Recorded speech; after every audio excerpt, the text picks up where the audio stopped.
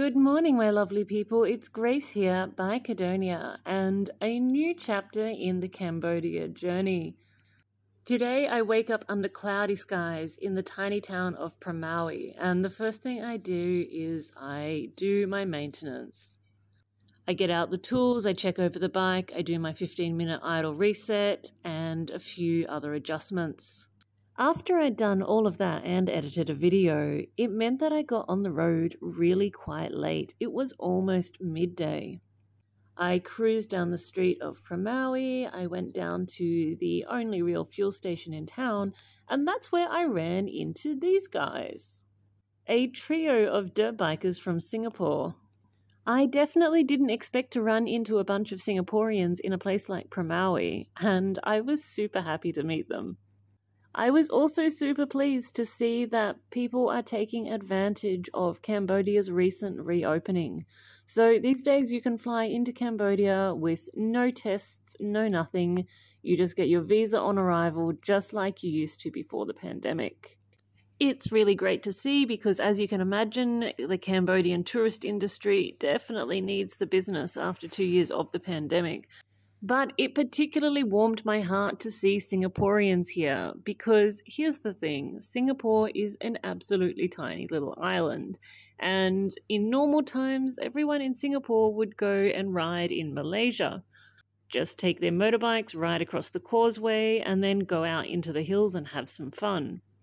But during the pandemic, Singapore was cut off from its neighbours for years, and you can imagine how frustrating that must have been for people who love riding motorcycles long distance and people who like dirt biking, because there is basically one place in Singapore to go dirt biking.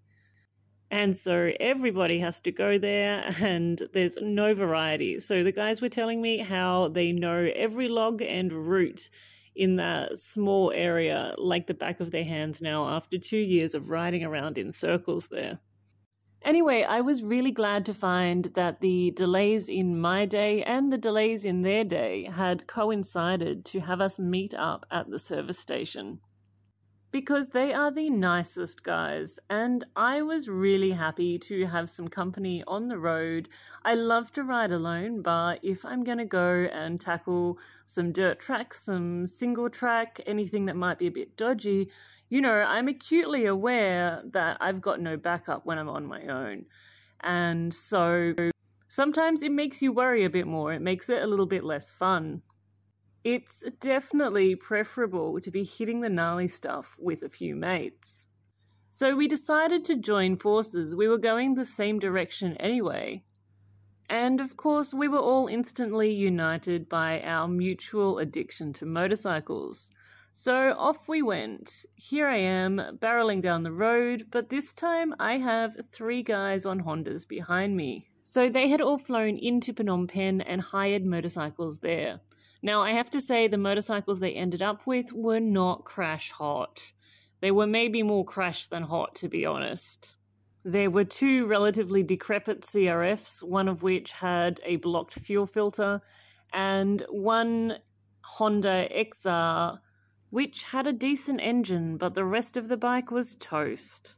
Of course, it was Khmer New Year when they flew into Phnom Penh, so the choices were not that great. The XR was essentially the last backup bike in the fleet, so they took what they could get and they headed off for some exploration.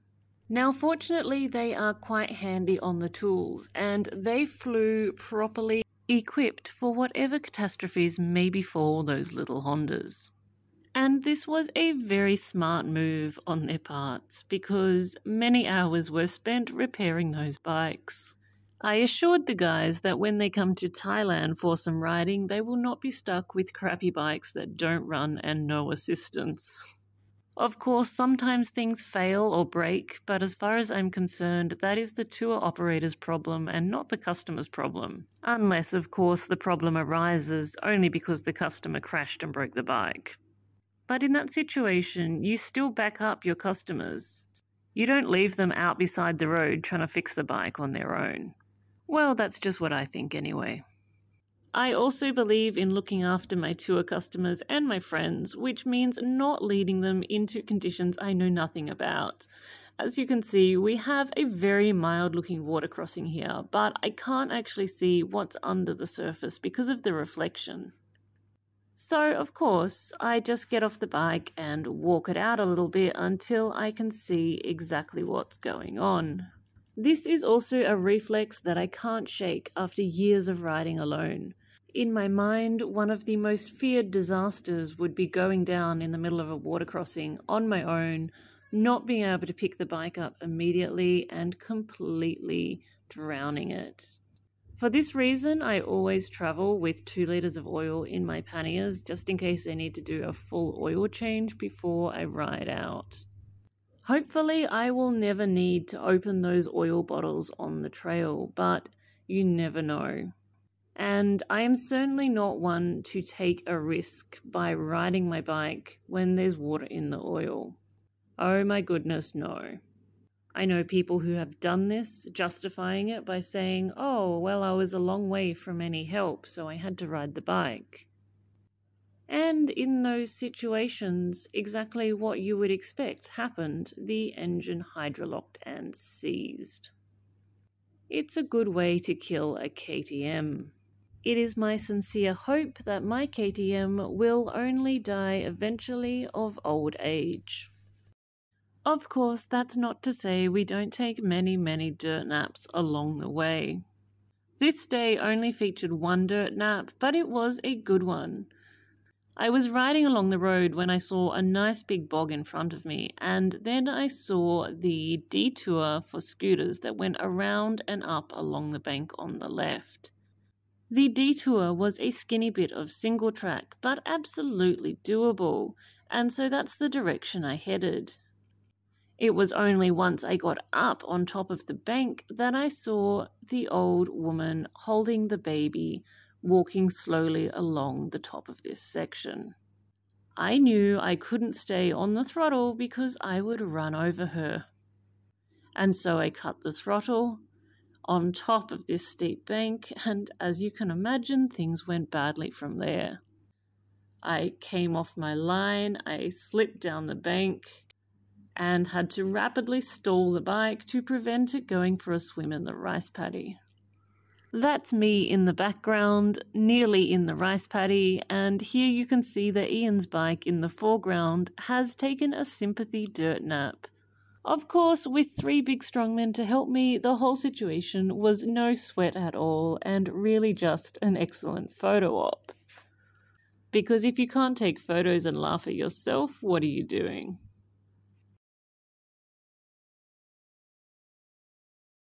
As you can imagine, the whole thing was entertaining, not just for us, but for the people working in the fields, watching the mad foreigners falling over all over the place. What can I say? We aim to please. Okay.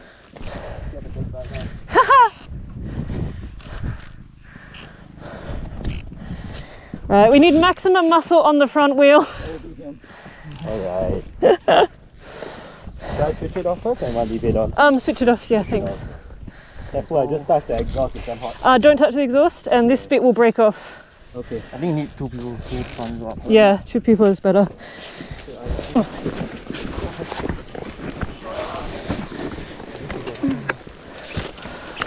Oh, you're nice and strong. I bring you guys everywhere now. Alright. No, I have to put on. Oh, hold on to it for me, boy. Nice. Alright.